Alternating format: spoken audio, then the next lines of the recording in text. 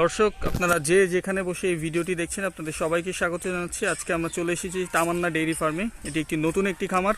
আপনারা যারা নতুন খামার করতে চান তারা এই ভিডিও থেকে জানতে পারবেন কিভাবে খামারের পরিকল্পনা করবেন এবং কিভাবে খামারটি তৈরি করবেন, গরুর ঘর কিভাবে তৈরি করবেন সেই সম্পর্কে আপনারা জানানোর চেষ্টা করব এই খামারের কাছ থেকে।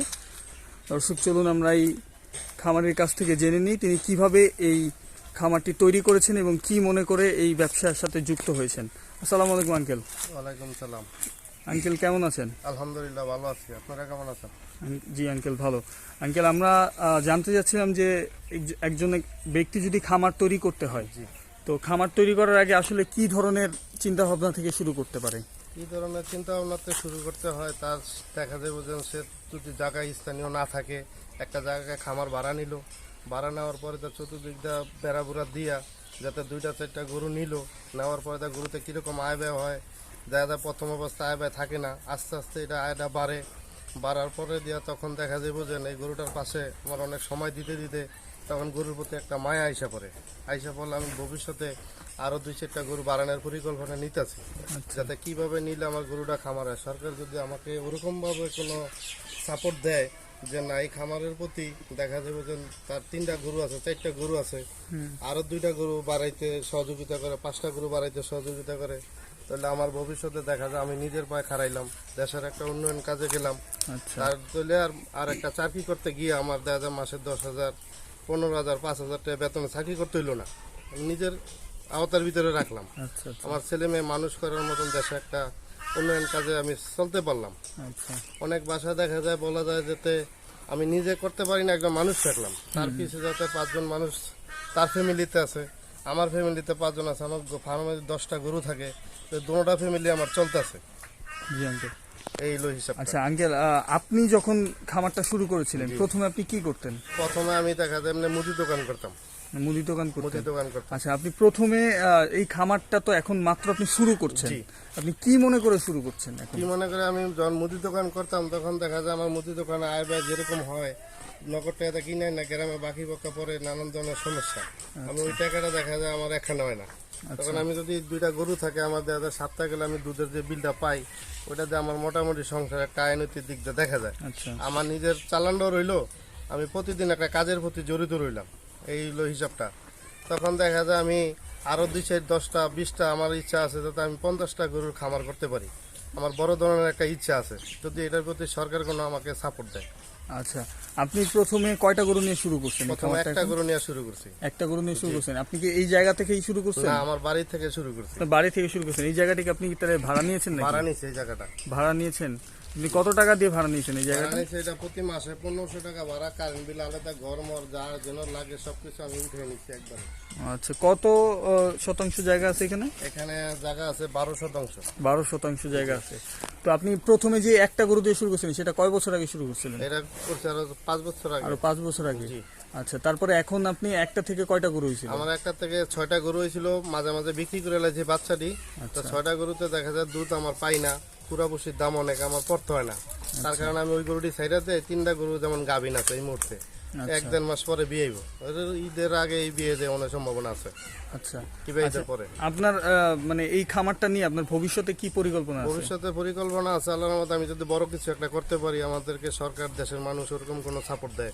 আচ্ছা, আপনি ব্যাংকের লোনের ব্যাপারটা আপনি কিভাবে দেখছেন? মানে লোন নিয়ে এই খামার করা সুবিধা আছে কিনা? সুবিধা আছে, ব্যাংকে যদি আমি দেখা যায় আমার যদি সরকার যদি 10 লাখ 20 লাখ টাকা দেয়, আমি যদি একটা গরু 2 লাখ টাকা করে কিনি, 10 লাখ টাকা দিলে 5টা গরু পাইলাম, 5টা গরুতে দেখা যায় আমার প্রতি মাসে 10টা গরু হইলো, একটা করে বাছুর হইলো, থাকার পর দেখা যায় আমি যদি খায়ালে গরুর প্রতি মাসে মাসে ব্যাংকের যে লোনটা আছে আমি লাভে আসলে চালিয়ে গেলাম, যাওয়ার পরে দেখা যায় 1 বছর পর আমার গরুর বাছুরটি বিক্রি করলে তখন দেখা যায় আমার একটা মোটা অঙ্কের টাকা হইলো, 5টা বাছুর বিক্রি করলে আরো 2-3টা গরু আমি কিনতে পারবো 1 বছর পরে, তখন আমার উন্নতির দিকে গেল, ব্যাংকের আমি লোনটা চালিয়ে গেলাম।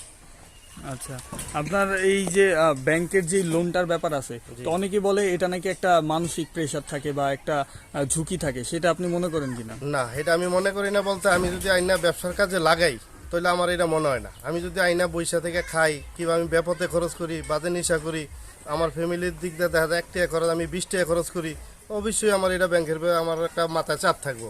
আর আমি যদি ব্যবসার কাজে লাগাইয়া ব্যবসার ভিতরে ঢুকাই, আমার এখানে 10টা গরু থাকে ব্যাংকেতে লোন নেওয়ার পরে, 10টা গরুতে প্রতিদিন 10 কেজি করে দুধ দিলে 10টা গরুতে 100 কেজি দুধ। আচ্ছা আমি 100 কেজি দুধ যদি 50 টাকা 45 টাকা কেজি বিক্রি করে আমার বহু টাকা। সরকার আমাতে প্রতি মাসে লাখে দেওয়া যায় 10 টাকা 1 লাখে দেওয়া যায় আমাতে 1000 টাকা নিল সরকার, মাসে লাখে 1000 টাকা লাভ নিল সরকার। আমি আরো 10,000 টাকা মিলিয়া কিংবা 11,000 12,000 টাকা প্রতি মাসে আমি পরিশোধ করে দিলাম লাখের হিসাবে দেয়া, তাহলে আমার আর এই চাপটা থাকতেছে না। সরকার আমার প্রতি আবার পরবর্তীতে দিতে প্রস্তুত রইল। আচ্ছা ভাই, আমরা একটু জানতে চাচ্ছিলাম আপনার যে এই যে ঘরটা বানিয়েছেন গরুর জন্য, এই ঘরটা তো আপনি নিজেই বানিয়েছেন। হ্যাঁ, নিজে বানাই। নিজে এই ঘরটা বানানোর ব্যাপারে কি কি ধরনের জিনিস মাথায় রেখে এই ঘরটা বানিয়েছেন? ঘরটা বানাইছি যাতে আমি পিছন দিয়ে যাতে এক প্লটে 6টা গরু রাখা যায়, সামনে দিয়ে আরো 6টা গরু রাখার মতন প্লেস আছে আমার। তাহলে 12টা গরু রাখতে পারলে আমি একবার যদি 12টা গরু করি, আরো জায়গা খালি আছে, আমি তখন দেখা দিব যে আমি আরো এই বাচ্চা বুচা রাখার আরো গরুর প্লেস বাড়ানোর মতন ক্যাপাসিটি আমার আছে, আরো সাইডে জায়গা আছে। আমি আস্তে আস্তে 50টা 100টা গরু করার চিন্তা ভাবনা করতেছি। আচ্ছা, কিভাবে বানিয়েছেন ঘরটা, মানে কি কি দিয়েছিলেন এখানে? ঘরটার ভিতরে দিয়েছি মাঞ্জা দিয়া, মনে করেন যে নিচে ফ্লোর ফাঁকা করছি, টিন মিন যেন যা লাগে সবকিছু দিয়া করছি, যাতে আমি ভবিষ্যতে আমার এই ঘরটায় অনেক কিছু আয় ব্যয় দিক দিয়ে দেয় আল্লাহর রহমত। আচ্ছা, এখানে ফ্যান কয়টা, লাইট কয়টা লাগাইছেন? লাইট লাগাইছি একটাই আছে আপাতত, আর ওই যে ফ্যান একটা লাগাইছি, ফ্যান লাগাই না, গরু কম দিকে লাগাইতেছি না, আচ্ছা আচ্ছা খালি বিল দিয়ে তো লাভ নেই গা। আচ্ছা।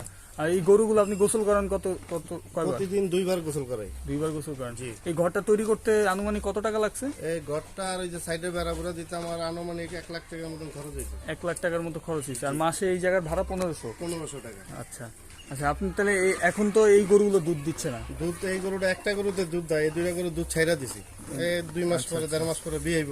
আচ্ছা, এখানে আপনার কি জাতের গরু এগুলা? এই গরুটা ফিজিয়াম আছে, আর এটা অস্ট্রেলিয়া, আর ওইটা জার্সি। ওটা জার্সি। তিন জাতের? হ্যাঁ, 3 জাতের। তিনটাই কি আপনার কেনা নাকি খামারে? কিনাই, কিন্তু এটা আমি বড় কিনছি, এটা আমার ফার্মে 3 বছর ধরে থাকতেছে।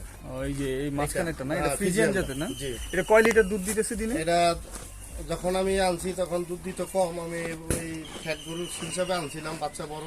আমার এনে থাকার পর 2 বেলা 20 কেজি 18 কেজি মতন দুধ দিত বিয়ানের পরে। আচ্ছা আচ্ছা। এই এটা কয়বার বেন দিছে? এটা আমার এনে আয়া হবে 2বার দিছে। 2 বেন দিছে না? জি। আচ্ছা, আপনি যখন এই ব্যবসাটা শুরু করেন, আপনার কি কোনো প্রশিক্ষণ ছিল নাকি অভিজ্ঞতা? প্রশিক্ষণ ছিল না, মোটামুটি একটা গরু আমি কেনার পরে দিয়ে দেখা যায় আমার গরুর প্রতি একটা আকর্ষণ হয় পড়ছে অন্যরকম। গরুতে আমি পাললে আমার একটা অন্যরকম একটা তৃপ্তি আসে। আচ্ছা। সে দেখা যায় আমার 10 লিটার দুধ দিল সকালে, 10 লিটার দুধ দেওয়ার পর গরু কিন্তু 10 লিটার দুধ খায় না, হ্যাঁ। সে নাইলে 5 লিটার দুধের থেকে খায়। তাহলে আমার দেখা যায় আরো 5 লিটার দুধ আয় থাকে, বিকালে আরো যদি 5 লিটার হয়, মিলে 10 লিটার দুধের আয়, তাহলে আমার প্রতিদিন একটা গরুতে আমার 500 টাকা আয় দেখা যায়। আমি 10টা গরু পাললে তাহলে আমার বহু টাকা ইনকাম ইনভেস্ট হয়। সরকারের সাথে আমি এই কারণে চুক্তি পরামর্শ করতে চাইতেছি, যাতে আমার ভবিষ্যতে সরকার আমার একটা এক্সট্রাভাবে একটা সাপোর্ট দেয়, যাতে আমি এটা দিয়ে অনেক কিছু করতে পারি দেশের উন্নয়ন কাজ। আচ্ছা, এই গরুর খাবারের ব্যাপারে এবং এই চিকিৎসার ব্যাপারে আপনি কি ধরনের পরামর্শ দিবেন? আমি যখন খাবারটা খিলে, যখন ধরেন মুগের ভুসি, খেসারি, আর মনে হয় গমের ভুসি, কুড়া, এটি মোটামুটি যাও, এগুলি খিলাই। আর গরুর কোনো ভালো মন্দ সমস্যা দেখলে আমি ডাক্তারের সাথে পরামর্শ করি। আমাদের এলাকায় যে পশু হাসপাতাল আছে কিংবা এলাকায় যে ডাক্তার আছে তাদের সাথে পরামর্শ করে, তারা আইসার দেখা আমার ওইভাবে একটা ট্রিটমেন্ট দেওয়া যায়, যে আপনি গরুরে খিলান, ভিটামিন শর্ট আছে, ক্যালসিয়াম শর্ট আছে, যতটুকু সম্ভব হয় আর কি। আচ্ছা, ঠিক আছে ভাই, আপনাকে অসংখ্য ধন্যবাদ আপনার পরামর্শের জন্য। আচ্ছা, আসসালামু আলাইকুম। দর্শক, আপনারা শুনলেন তার মুখ থেকে, তিনি একজন নতুন খামারি। তিনি এই জায়গাটি ভাড়া নিয়ে তিনি খামার পরিকল্পনা শুরু করেছেন।